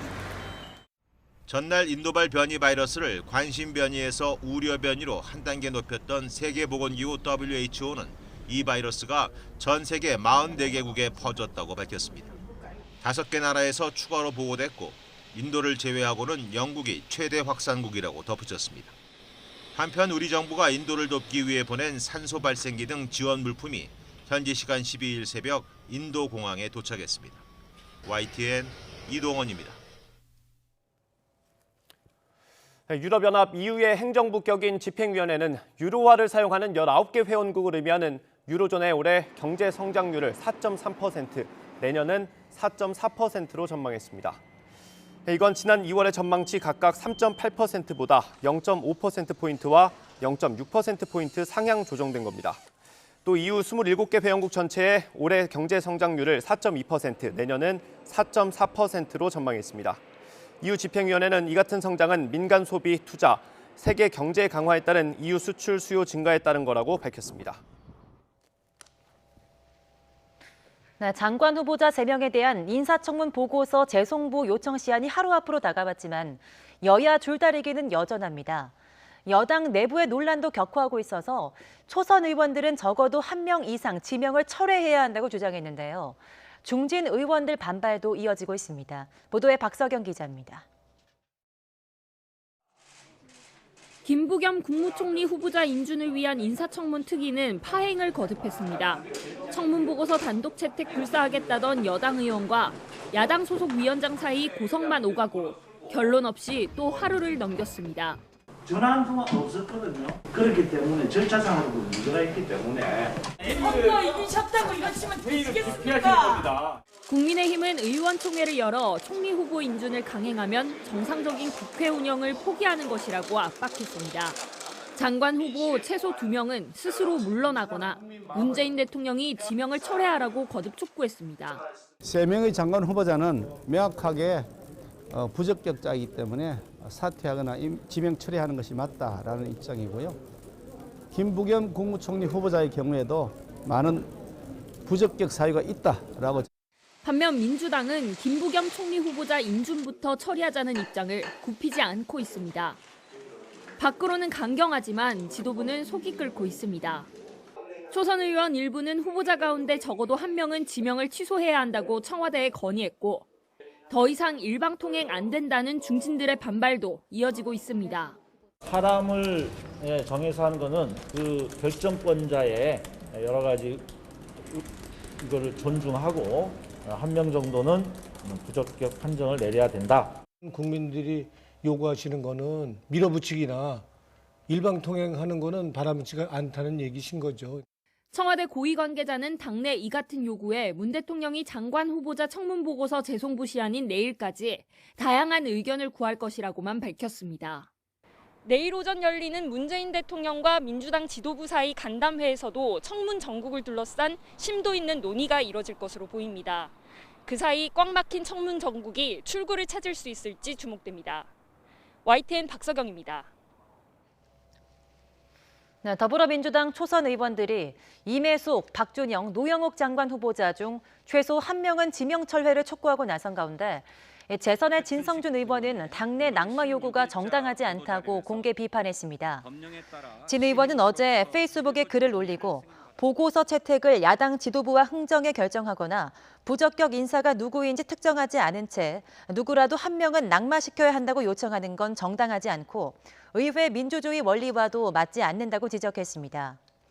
또 상임위 결정에 맡기는 게 국회 운영의 기본 원칙에 부합한다면서 인사청문 위원들이 소관 상임위를 열고 인사청문 보고서 채택 여부를 논의해 결론 내도록 해달라고 원내 지도부에 건의했습니다. 네, 김부겸 국무총리 후보자 임명 동의안 처리를 위한 국회 인사청문 특별위원회가 오늘 오전 11시 다시 열릴 것으로 보입니다. 국회 인사청문 특위는 더불어민주당 소속인 박찬대 의원 등 6명이 국무총리 임명 동의안 심사 경과 보고서 채택을 위한 개의 요구서를 어제 접수했다고 밝혔습니다. 국회법에 따라 인사청문 특위 제적위원 4분의 1 이상의 요구가 있을 때에는 개회가 가능하다는 점에서 민주당이 단독으로 채택을 시도할 가능성도 있습니다. 하지만 서병수 특위위원장을 비롯한 국민의힘 의원들이 청문회를 무용지물로 만들고 있다며 보고서 채택을 거부하고 있어서 충돌도 우려되고 있습니다. 네, 양승조 충남도지사가 세종시 지방자치회관에서 대통령 선거를 출마를 공식화했습니다.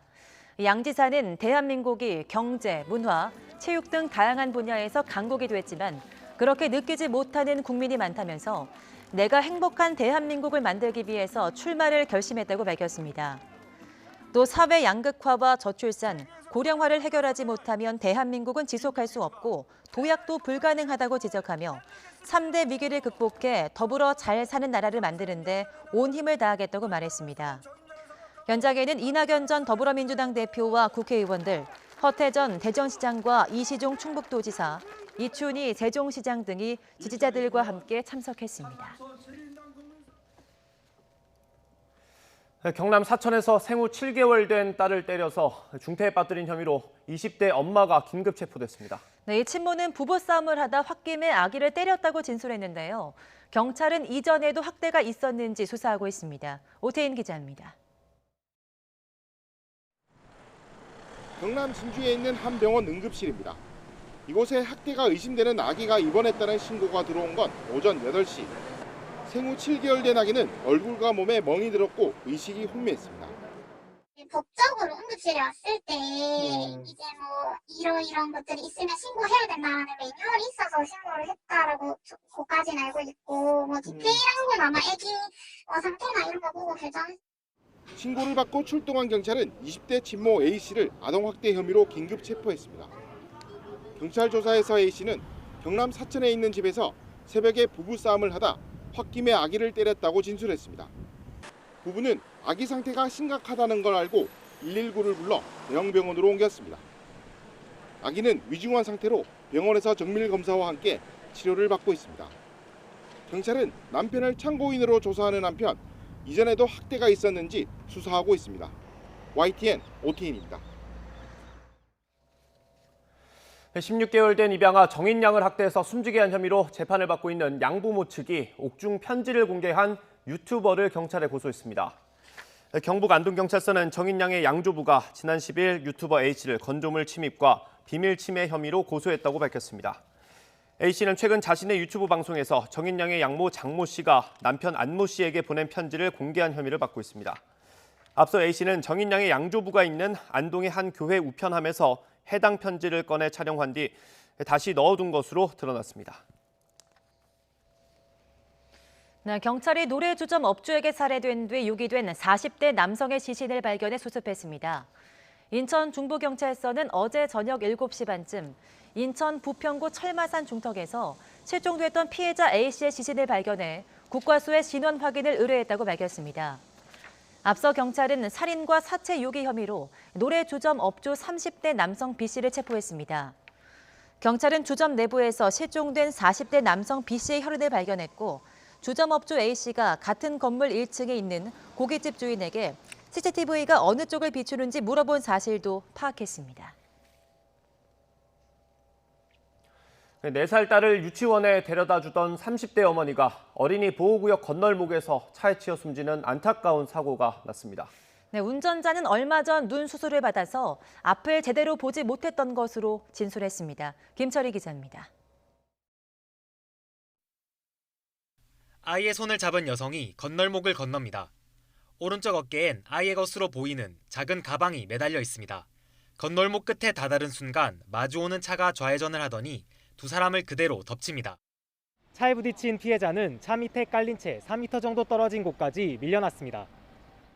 아파트 단지 앞 삼거리에서 사고가 일어난 건 오전 9시 20분쯤. 딸 아이를 유치원에 데려다 주러 가던 길이었습니다.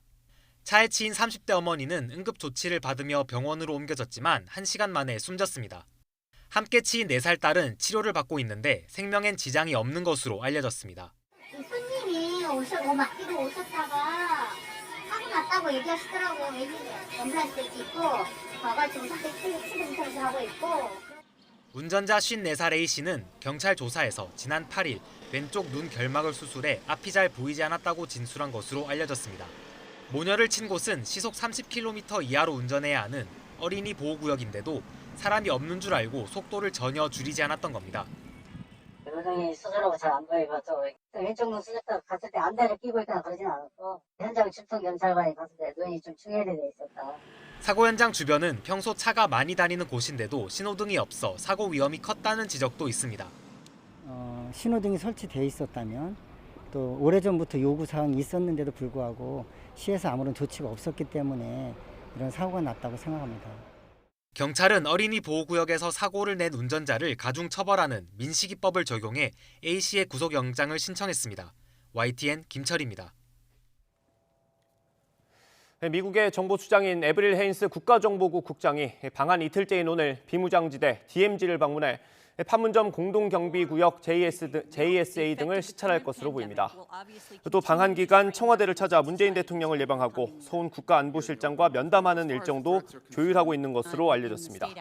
헤인스 국장은 일본 도쿄에서 한미일 3국 정보기관장 회의를 한 뒤 일본을 출발해 어제 오후 오산 공군기지에 도착한 것으로 전해졌습니다. 조 바이든 미국 행정부는 북한이 종교의 자유를 해쳐왔고 이에 대해 미국 정부가 그동안 우려를 제기해왔다고 밝혔습니다. 미국 국무부는 현지 시각 12일 발간한 2020 국제종교자유 보고서에서 미국 정부는 여러 다자간 포럼과 특히 미국과 외교 관계를 맺고 있는 국가들과의 양자 협의에서 북한의 종교 자유에 대해 우려를 제기해왔다고 말했습니다. 국무부는 북한은 2001년 이래 국제종교자유법에 따라 심각한 종교자유 침해에 관여했거나 묵인한 이유로 특별 우려국으로 지정됐다고 설명했습니다. 미국 국무부는 지난해 12월 북한을 종교자유 특별 우려국으로 재지정함에 따라 북한은 19년째 특별 우려국 명단에 올라 있습니다. 미국 국무부는 2020 국제종교자유 보고서 한국편에서 코로나19 확산 억제를 위해 한국 정부가 취한 종교활동 제한 정책과 이 과정에서 빚어진 일부 갈등 사례 등을 소개했습니다. 국무부는 한국 정부가 지난해 2월 코로나19 발병 이후 공공안전과 보건을 위해 예배를 포함한 집회 인원을 제한했고 이 제한은 때때로 대면 예배의 완전한 금지를 포함했다고 설명했습니다. 또 대부분 종교단체와 기구 지도자는 이 제한을 수용한다고 공개적으로 밝혔고 국내외 언론도 바이러스 확산 통제에 관한 정부의 성공을 보도했다며 지난해 12월 갤럽 여론조사에서 응답자의 82%가 정부의 대응을 긍정적으로 평가한다고 나온 결과를 전했습니다. 국무부는 전광훈 사랑제일교회 목사가 주도한 지난해 광복절 대규모 집회 개최를 둘러싼 정부와 갈등, 지난해 8월 18개 개신교 교회가 대면 예배 금지 중단을 요구하는 소송을 냈다가 법원이 공중보건의 혜택을 이루 기각한 사례도 소개했습니다. 네, 가상화폐 시장이 요동치면서 환치기 우려가 커지자 은행권이 연이어 외국인 등의 월간 해외 송금 한도를 줄이고 있습니다. 특히 비트코인의 시가총액 비중이 크게 줄고 알트코인의 투기성 자금이 대거 몰리면서 거품 붕괴가 임박했다는 경고음도 나오고 있습니다. 보도에 김상우 기자입니다. 요즘 가상화폐 코인 시장은 말 그대로 전쟁터입니다. 시황 중개업체와 거래소 관련 사이트 등은 24시간 내내 접속이 폭주하고 기축통화로 꼽히는 비트코인의 가격과 시가총액도 요동 그 자체입니다. 비트코인 시가총액 비중은 현재 약 42%, 석 달 전에 비해 무려 20%포인트나 빠졌습니다. 반면 비트코인을 제외한 가상화폐인 즉 알트코인의 비중과 가격은 상대적으로 상승세입니다. 개인 투자자들이 알트코인에 몰리면서 투기성 단타에 집중하기 때문인데 이로 인해 변동성이 매우 심합니다.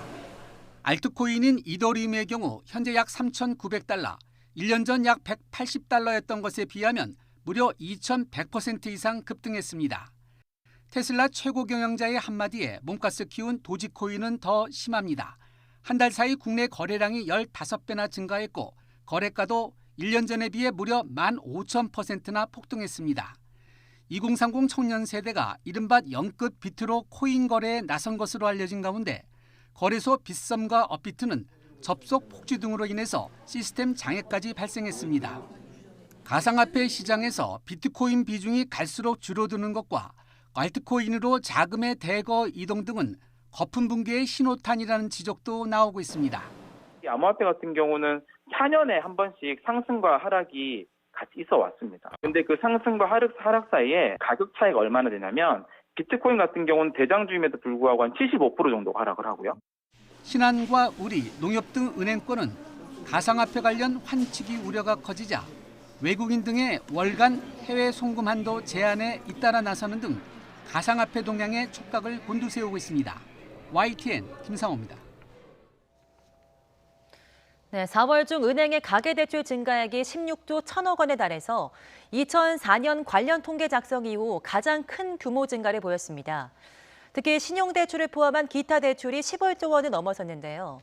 한국은행은 대형 공모주 청약을 위한 대출금만 9조 원에 이른 것으로 추정하고 있습니다. 보도에 박병환 기자입니다. 4월 중 은행의 가계대출 증가액이 공모주 청약 관련 자금 수요 등 일시적 요인으로 16조 1천억 원을 기록했습니다. 3월 중 은행의 가계대출 증가액이 6조 5천억 원인데 비해 2.4배 상승했고 지난해 4월 4조 9천억 원에 비해 3.2배 올랐습니다. 은행의 가계대출 가운데 주택담보대출은 3월에 5조 7천억 원 증가한 데 비해 4월은 4조 2천억 원 증가에 그쳤습니다. 이것은 주택 매매와 전세 거래 관련 자금 수요는 지속됐지만 주택 입주 물량 감소 등으로 전월보다 증가폭이 축소한 것입니다. 반면 주택담보대출을 제외한 기타 대출은 3월에 8천억 원 증가에 비해 4월 증가액은 11조 8천억 원에 달해 14배 이상 급증했습니다. 기타 대출에는 신용대출이 포함되어 있는데 한국은행은 대형 공모주 청약을 위해 대출 급증이 있었던 것으로 보고 있습니다. 실제 4월 28일, 29일 양일간 이루어진 SKIET 공모주 청약에 기록적인 80조 9천억 원이 몰렸고 한국은행은 SKIET 공모주 청약을 앞두고 약 9조 원의 자금이 대출된 것으로 추정했습니다. 대개 주택담보대출이 기타 대출보다 많았으나 4월에는 기타 대출이 주택담보대출의 2.8배에 달하는 이례적 현상이 나타난 것입니다. 4월 중 은행의 전체 가계대출 잔액은 1,025조 7천억 원에 달해 계속 증가세를 보이고 있습니다.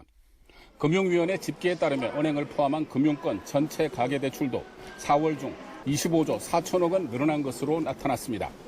이같이 급증하는 가계부채가 한국 경제의 최대 뇌관으로 작용하고 있어 금리 인상 검토 목소리가 나오고 있습니다. 금융시장을 떠돌아다니거나 또는 단기적인 투자 대상을 노리고 있거나 또는 이러한 투자 대상이 부각될 경우에는 손쉽게 돈을 빌릴 수 있는 투자 대기 자금이 많이 늘어나 있다라고 하는 점을 감안을 해서 금리 인상이라던가 통화 긴축 등을 통해서 시중에 풀린 유동성을 회수해야 된다라고 하는 목소리가 갈수록 높아질 것으로 예상이 됩니다. 홍남기 경제부총리는 지난달 29일 가계부채 증가율을 올해 5 내지 6% 선에서 내년에는 코로나 이전 수준인 4% 선에서 관리하겠다고 밝혀 정부의 대책이 실효를 거둘지 주목됩니다. YTN 박병환입니다. 오늘부터 면허 없이 전동 킥보드 등 개인형 이동장치를 운전하면 범칙금을 내야 합니다. 무면허로 운전하면 범칙금 10만 원이 부과되고 안전모를 착용하지 않고 운전하면 범칙금 2만 원을 내야 합니다. 경찰은 시행 한 달 동안은 처벌 대신 계도 위주의 단속을 한다는 방침입니다.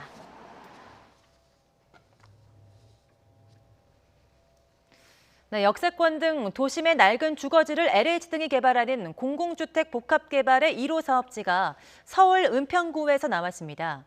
정부는 대구와 부산 등 지방에서도 후보지를 선정하는 등 공급에 속도를 내고 있는데요. 여전히 갈 길은 멀다는 지적입니다. 신윤정 기자입니다. 서울 지하철 6호선 증산역 근처 낡은 빌라들이 밀집해 있는 증산 4구역입니다. 이 일대 16만여 제곱미터는 지난 3월 말 정부의 도심 공공주택 복합개발 사업 1차 후보지로 선정됐습니다. 이 지역이 한 달 반 만에 본지구 지정에 필요한 주민 동의 3분의 2를 확보했습니다. 후보지 발표 직후 일부 주민의 반발이 있었지만 찬성하는 주민이 빠르게 늘면서 4천여 가구 대규모 아파트로 탈바꿈할 수 있게 된 겁니다. 15년을 이게 묶여 있다가 재개발이 된 거라서 주민들이 지금 너무 기대가 크고요. 진행 속도도 5년 안에 입주라고 그래서 우리 주민들은 다 그렇게 믿고 있고요.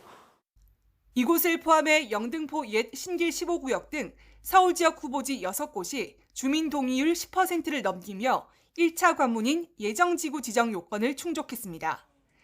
정부는 대구와 부산에서도 공공사업 후보지 4곳을 추가 지정하는 등 공급에 속도를 내고 있습니다. 금일 발표 물량을 포함하면 그간 이사 대책과 관련하여 약 21만 7천 호 규모 후보지가 확보되었습니다. 그러나 후보지 대다수는 각 지자체에서 제안한 곳을 선정한 거여서 주민 의사는 반영돼 있지 않습니다. LH 땅 투기 사태로 공공에 대한 신뢰가 추락했고 민간 규제 완화 기대감도 커지고 있어서 발표된 물량이 모두 공급으로 이어지진 않을 수 있습니다. 공공이 직접 수용해서 하는 방식으로 대부분 사업을 진행하는데 그런 것들을 좀 낮춰가지고 공동시행이라든가 뭐 이런 식으로 하게 되면 주민들 반발도 좀 줄어들게 되지 않을까라고 보여집니다. 국토부는 지방의 경우 역세권 반경을 500m로 확대하는 등 사업성을 높일 추가 혜택을 제시하며 주민 동의를 끌어내는 데 힘을 쏟고 있습니다. YTN 신윤정입니다. 이스라엘과 팔레스타인의 충돌이 격화되는 가운데 이스라엘군의 공습으로 가자지구 무장정파 하마스 사령관이 사망했다고 타임스 오브 이스라엘이 보도했습니다. 하마스 측은 현지 시각 12일 성명을 내고 불굴의 용기와 저항 정신, 자부심을 가진 바셈 이사 사령관이 순교했다고 밝혔습니다. 숨진 이사 사령관은 가자지구의 팔레스타인 무장 세력 알카셈 여단을 이끌던 하마스의 고위 지도부였습니다. 이와 관련해 이스라엘 정보기관 신베트도 가자지구 공습으로 이사 사령관을 포함해 16명의 하마스 지도부를 제거했다고 발표했습니다. 조 바이든 미국 대통령이 초대 주일 미국 대사로 람 이메뉴얼 전 시카고 시장을 낙점한 것으로 전해졌습니다. 외신들은 백악관에 정통한 관계자들을 인용해서 바이든 대통령이 이메뉴얼 전 시장을 주일 대사로 사실상 내정했다고 보도했습니다.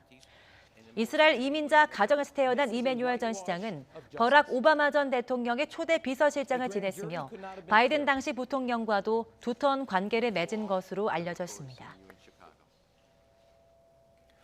최근 중국에서 전동 스쿠터의 배터리 폭발 사고가 잇따르고 있습니다. 특히 좁은 엘리베이터 안에서 배터리 폭발 사고가 잇따라서 주민들의 생명을 위협하고 있습니다. 베이징에서 강성홍 특파원이 보도합니다. 지난 10일 중국 청두의 한 아파트. 젊은 남성이 전동 스쿠터를 끌고 엘리베이터를 탑니다. 문을 닫자마자 갑자기 연기가 뿜어져 나오기 시작합니다.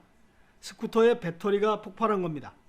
좁은 엘리베이터 안에는 외할머니 품에 안긴 생후 5개월 된 아기도 타고 있었습니다. 두 사람을 포함해 함께 탄 5명이 화상을 입고 병원으로 옮겨졌습니다. 아기와 다른 주민들은 회복되고 있지만 외할머니는 생명이 위독한 상태입니다. 거의 똑같은 사고가 지난해 8월 광시성의 다른 아파트에서도 발생했습니다. 엘리베이터에 싣고 탄 소형 전동 스쿠터의 배터리에서 불이 뿜어져 나옵니다. 배터리가 아니라 폭발물이나 마찬가지입니다. 11点半的时候，就电梯里面显示是白烟，但是我们就短短的几分钟时间，这整层线路全部烧完了。 지난달 24일 광둥에서는 아파트 계단 아래 세워둔 전동 스쿠터의 배터리도 폭발했습니다. 계단을 타고 연기가 위층으로 올라가면서 놀란 주민들이 황급히 대피했습니다. 좁은 실내 공간에서 배터리 폭발 사고가 잇따르다 보니 아파트 단지마다 비상이 걸렸습니다. 이 아파트에는 이렇게 전동차를 가지고 들어오지 말라는 안내가 되어 있습니다. 목숨을 잃는데 단지 100초밖에 걸리지 않는다. 이런 경고문도 보입니다. 소방 요원들이 집집마다 찾아다니며 전동 스쿠터를 세워뒀는지 확인하는 곳도 있습니다. 하지만 정작 이런 스쿠터를 파는 회사들은 제대로 된 배터리 안전 대책을 내놓지 않고 있습니다. 현재 중국에 보급된 전동식 스쿠터와 오토바이는 무려 3억대로 추정됩니다. 베이징에서 YTN 강성웅입니다.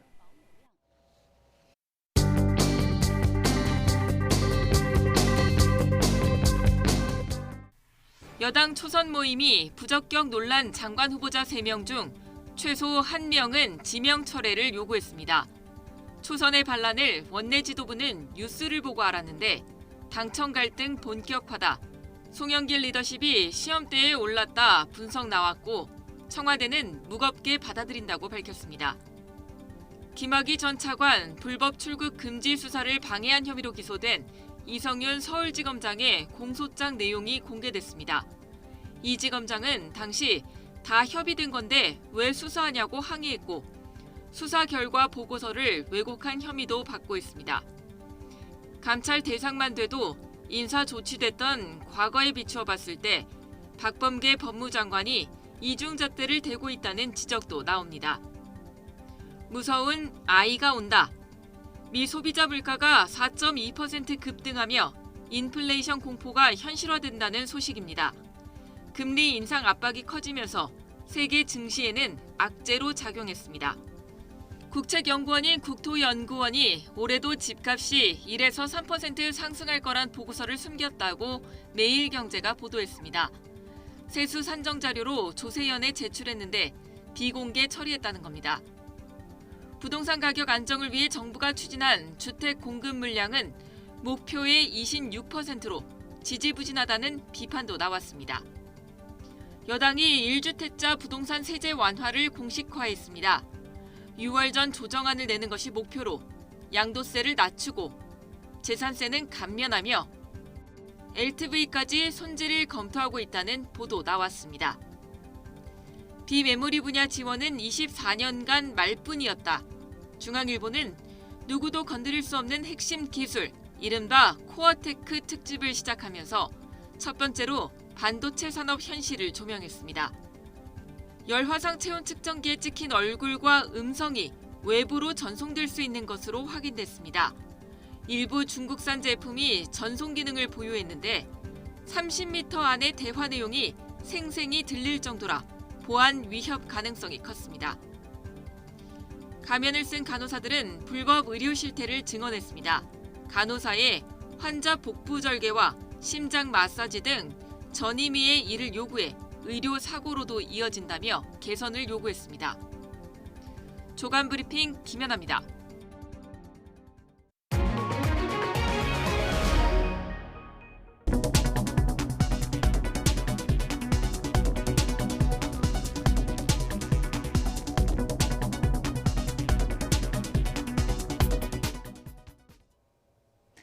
오늘 서쪽 지방은 올봄 들어 가장 덥겠습니다. 동풍이 태백산맥을 넘으면서 계속 고온 건조해지기 때문인데요. 오늘 서울의 한낮 기온은 29도, 광주는 30도까지 치솟겠고요. 동풍이 부는 동해안 지방은 종일 선선하겠습니다. 오늘 전국이 대체로 맑겠지만 아침까지 내륙 곳곳으로는 안개가 짙게 끼겠습니다. 강원 산간에는 대기 불안정으로 오후 한때에 소나기가 지나는 곳도 있겠습니다. 이 낮 동안 볕이 내리쬐며 자외선도 강하겠는데요. 외출 시에는 자외선 차단제도 꼼꼼히 덧발라주셔야겠습니다. 오늘 낮 기온은 어제보다 2도에서 4도가량이 높아지겠습니다. 서울의 한낮 기온 29도, 대전은 30도, 대구 29도, 포항은 22도 선에 그치겠습니다. 내일은 더위의 기세가 한층 더 강해지겠고요. 고온 현상은 주말과 휴일에 전국 곳곳에 비가 내리면서 누그러질 전망입니다. 지금까지 날씨 정보였습니다. 이상으로 굿모닝 YTN 마치겠습니다. 잠시 후 YTN 24가 이어집니다. 시청해주신 여러분 고맙습니다.